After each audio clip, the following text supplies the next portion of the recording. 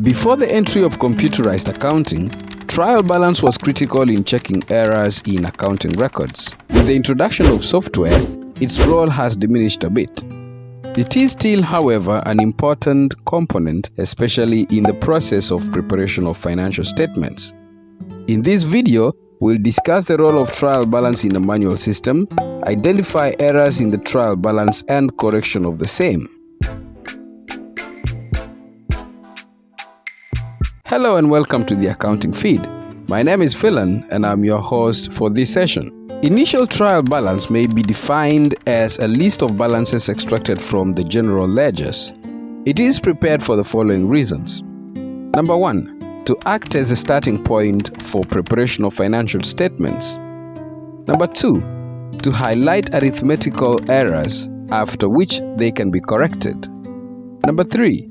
Since it takes into account all the balances in the general ledger, trial balance can provide useful information to the management. Producing a trial balance. Once all the transactions have been posted, the general ledgers will then be balanced off. The balances from the general ledgers will then be extracted into the trial balance. The trial balance in itself has 3 columns, one for the particulars or names of ledger accounts, debit column, and a credit column. All the accounts with debit balances will appear on the debit column of the trial balance, while those with credit balances will appear on the credit side. As a general rule, assets and expenses will appear on the debit column. Capital or equity, liabilities and income, on the other hand, will appear on the credit column. The totals on the debit column should be equal to the totals on the credit column. That means ideally, trial balance is supposed to balance. If the trial balance does not balance, then you immediately know that there has to be an error somewhere. I have to note, however, that it is still possible for the trial balance to balance even though there are errors.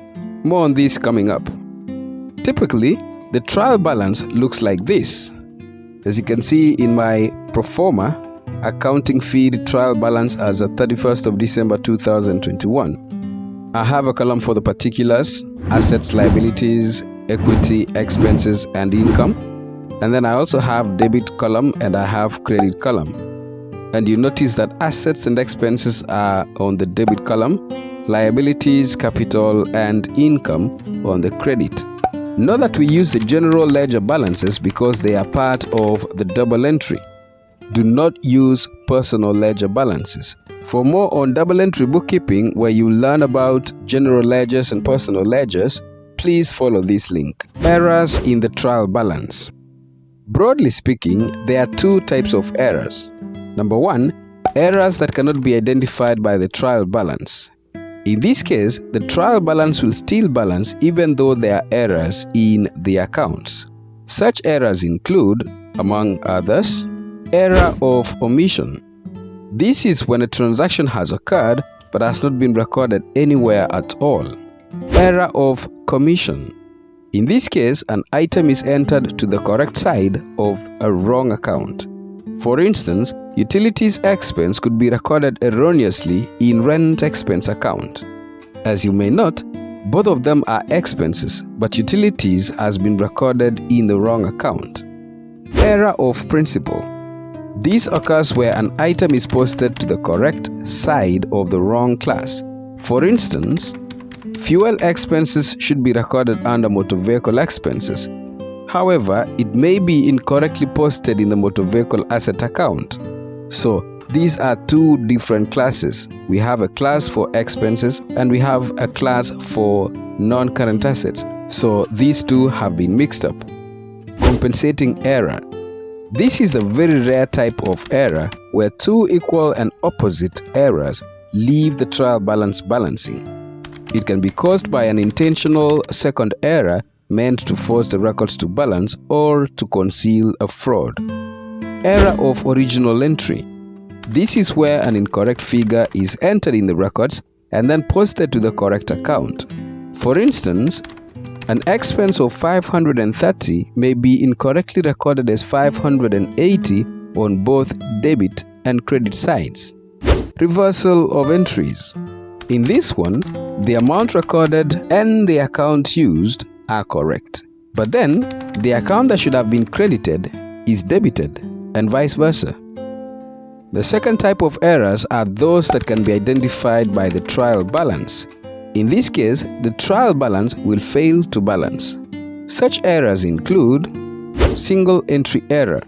This occurs when a transaction is posted on one side only. For instance, cash sales could be posted on the debit side of cash account, but no entries are made for sales which should be credited. Extraction error.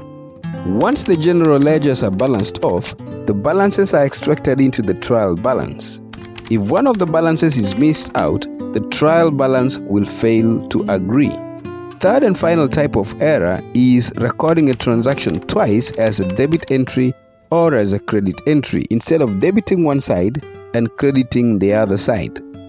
So how do we correct these type of errors? To do this, we'll need to make use of an account called suspense account. Apart from being used to correct errors, this account can also be used as a temporary account for entries that we are not sure where to put as we wait for clarification as to where the final destination of the entry is. I want to focus on suspense account as a means of correcting errors. If the trial balance fails to agree, there is an error somewhere for sure. As such, we'll open suspense account as the first step towards correction of these errors. If the debit totals are more than the credit totals, then the opening balance in the suspense account will be on the credit side to balance the two sides. And if the credit totals are more, then the suspense account will have a debit balance. Once this is done, the following questions should be answered. First, what was the correct double entry for this transaction? This question seeks to explain how a transaction should have been recorded. Secondly, how was the transaction recorded? This will identify the actual entries made so as to compare with the correct double entry and thus identify the error made. Thirdly, reconcile the two steps and correct the error. This marks the end of our session today. Thanks for watching. If you're interested in accounting and finance topics, make sure you subscribe to this channel, The Accounting Feed. If you have any questions on this topic or on an area where you'd like us to do a video on, please post it in the comment section below. Feel free to share this video and channel with anyone that you know might be interested in this type of content. Hey, don't be stingy. Until the next one, cheers!